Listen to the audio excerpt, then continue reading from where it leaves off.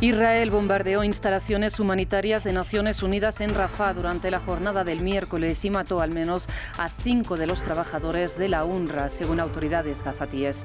Washington insistió en la necesidad de que Israel proteja a los civiles, pero no anunció represalias.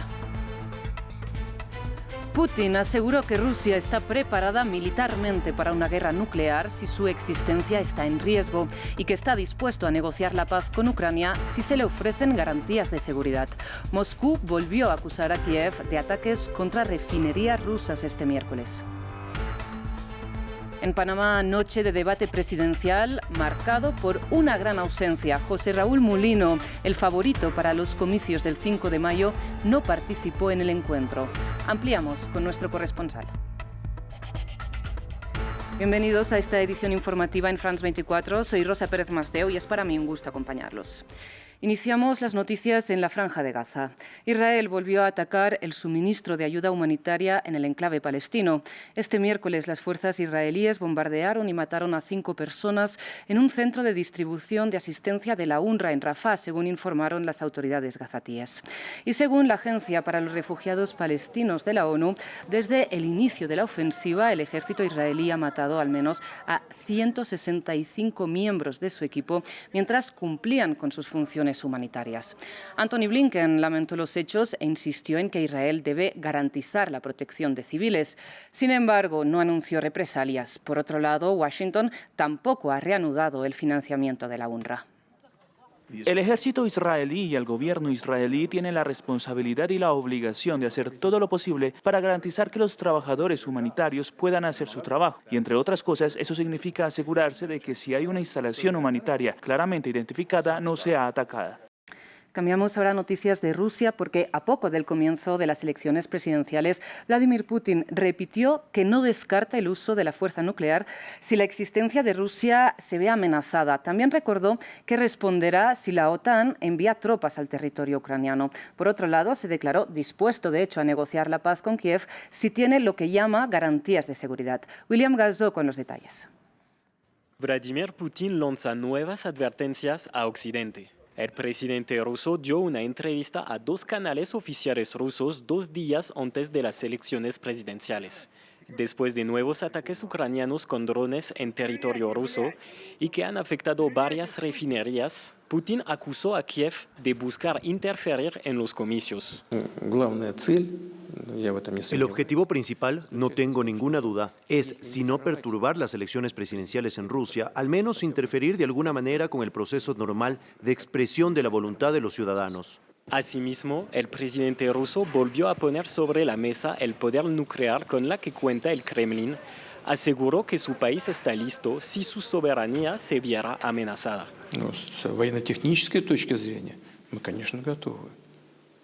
Desde un punto de vista técnico-militar, por supuesto, estamos preparados para una guerra nuclear. En primer lugar, las tropas rusas están constantemente en estado de alerta para el combate. Y en segundo lugar, y esto también está generalmente aceptado, nuestra triada militar es más moderna que cualquier otra. Vladimir Putin también se mostró preocupado por la entrada de países vecinos a la OTAN, tal como Suecia y Finlandia. Reafirmó que reforzará militarmente sus fronteras. Es un paso sin sentido desde el punto de vista de garantizar sus propios intereses nacionales. Sin embargo, les corresponde a ellos decidirlo. Eso es lo que han decidido. No teníamos tropas allí, ahora las vamos a tener. No había sistemas de destrucción allí, ahora aparecerán. Amenazas dirigidas al oeste y un ejercicio de comunicación para Putin que busca su reelección en las elecciones que inician este viernes. Comicios sin ningún tipo de suspenso. Y sobre el terreno, ataques rusos causaron al menos 8 muertos en varias regiones ucranianas, incluida la ciudad natal del presidente Volodymyr Zelensky, Kryvyi Rih, donde los equipos de rescate aún buscan sobrevivientes bajo los escombros. Por otro lado, el Ministerio de Defensa ruso aseguró haber derribado 58 drones ucranianos lanzados contra el territorio de la Federación. Sin embargo, uno de estos dispositivos ya impactó en una refinería en la región de Ryazan y otro en un edificio administrativo en Belgorod. En otras noticias, en Panamá, esta noche se celebró el segundo debate presidencial de cara a las elecciones del 5 de mayo. En la agenda de la discusión estuvieron los temas vinculados con la gestión pública, la corrupción y la economía de los jóvenes. Sin embargo, la cita estuvo marcada por una gran ausencia, la del candidato favorito, José Raúl Mulino, quien, por otro lado, realizó un evento paralelo en redes sociales con el expresidente Ricardo Martinelli, condenado, recordemos, a 10 años y medio de prisión por blanqueo de capitales y quien se encuentra en la Embajada de Nicaragua, país que le concedió asilo. Ahora, para el resumen del cara a cara, vamos a Ciudad de Panamá con nuestro corresponsal Óscar Zulbarán. Óscar, ¿qué destacaría del debate entre los candidatos que sí acudieron a esta cita? Por más de 2 horas, 7 de los 8 candidatos presidenciales respondieron las preguntas de jóvenes de entre 18 y 35 años, que representan el 38% del padrón electoral, y que además este grupo incorpora más de 300.000 nuevos votantes para las elecciones generales del 5 de mayo en Panamá. Temas como la corrupción, la descentralización, el empleo y también la capacitación formaron parte de esta discusión, que fue reflejada también en un estudio en octubre de 2023, un estudio hecho por la UNICEF, el Ministerio de Educación, el Tribunal Electoral, y que reflejaba precisamente estos temas. Pero por otro lado, el candidato que recibió la candidatura presidencial de parte de Ricardo Martinelli debido a la situación judicial, José Raúl Mulino, realizó un acto a pocas cuadras de donde se estaba llevando a cabo el debate presidencial, un encuentro también con jóvenes seguidores de su causa, y en los que conversó distintos temas. José Raúl Mulino en este momento encabeza 26% las encuestas en Panamá, seguido de otros candidatos como Ricardo Lombana, Rómulo Martín Torrijos y Rómulo Rux. Precisamente, y brevemente, ¿cuáles fueron las reacciones del candidato Mulino que nos comentaba en este evento en redes sociales que mencionabas?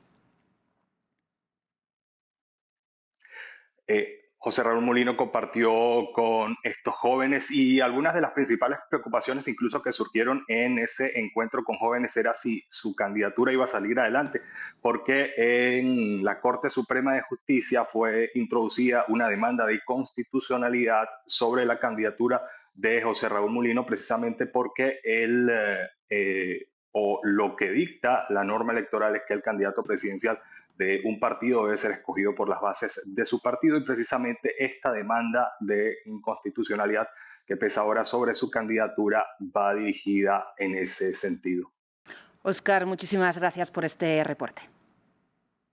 Cerramos en Venezuela porque la candidata opositora María Corina Machado buscará inscribir su candidatura y enfrentar a Nicolás Maduro en las elecciones presidenciales del 28 de julio, aunque el organismo electoral de ese país ha reiterado su prohibición para ejercer cargos públicos hasta 2036. Machado se rehúsa a ser reemplazada, mientras sectores de la oposición debaten sustituirla. Jesús Alberto Yajure tiene el informe. Contra viento y marea, María Corina Machado intentará inscribir su candidatura en las presidenciales en Venezuela, pese a la inhabilitación impuesta por la Contraloría y ratificada por el Tribunal Supremo. La oposición, que preveía acudir con una candidatura única, está ahora en una encrucijada. La exdiputada del Partido 20 Venezuela, que ganó en octubre la primaria con más del 90% de los votos, se niega a ser reemplazada. Óigame bien, aquellos que están hablando de sustitutos, ¿han oído, no? Les tengo una sorpresa, ¿no, verdad? Sí, aquí sí hay un sustituto, ¿saben quién? El que va a sustituir a Nicolás Maduro, que soy yo. El organismo electoral fijó elecciones presidenciales para el 28 de julio. El plazo para la inscripción de las candidaturas cierra el 25 de marzo. El debate sobre insistir con la candidatura o reemplazar a Machado abre grietas en la coalición opositora, con voces que llaman a encontrar alternativas. El diagnóstico de arbitrariedad y violación a la Constitución y leyes está claro por todos lados. El gigantesco desafío es recuperar nuestra democracia. En ese orden es momento de máxima unidad y desprendimiento. Bajo ningún concepto abandonar la fuerza del voto, poner por encima de cualquier interés personal al país y a los venezolanos. La gente bajo ningún concepto puede quedarse sin opción.